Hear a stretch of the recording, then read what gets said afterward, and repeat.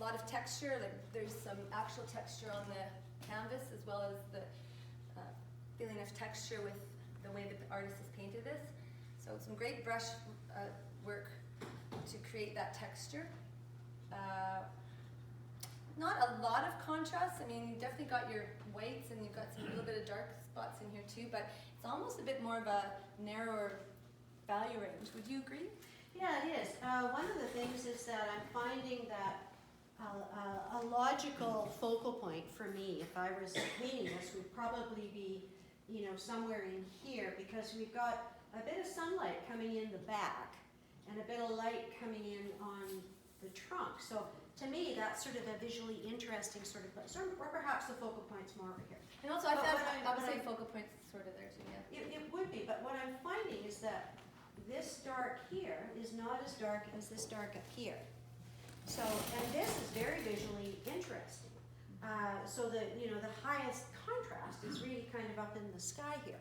So it's not sort of allowing me to settle down here as being, well, this is the, I hope this isn't wet, this is the focal point, and then my eye wants to travel around. If there was just a bit more contrast down there, a bit more grounding to it, I guess, at the base of the trunk, would that? I totally agree. I think you need those darker darks in here to secure it. Now there would be shadows in that too that we don't see as much.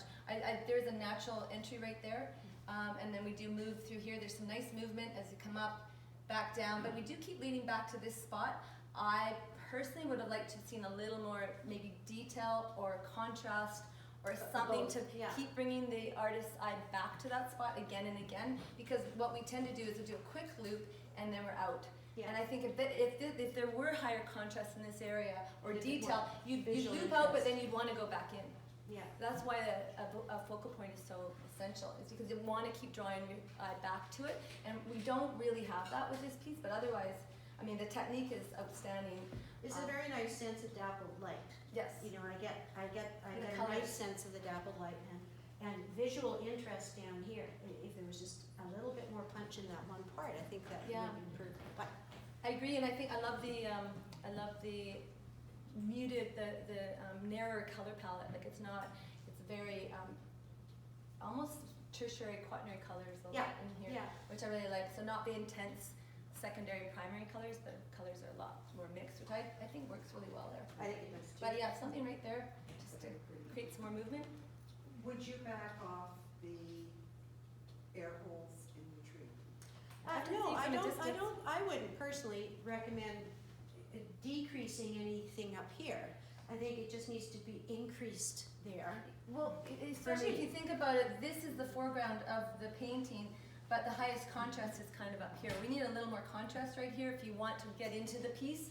So higher contrast comes forward, and keep things moving. Higher contrast, more detail, in more intense color, all come forward. So if your goal is to create depth, and in most landscapes it is to get into the painting, that might have increased a little bit more movement into the painting and a little more interest. But otherwise, I mean, I think it's a very successful piece. Yes, yeah, definitely.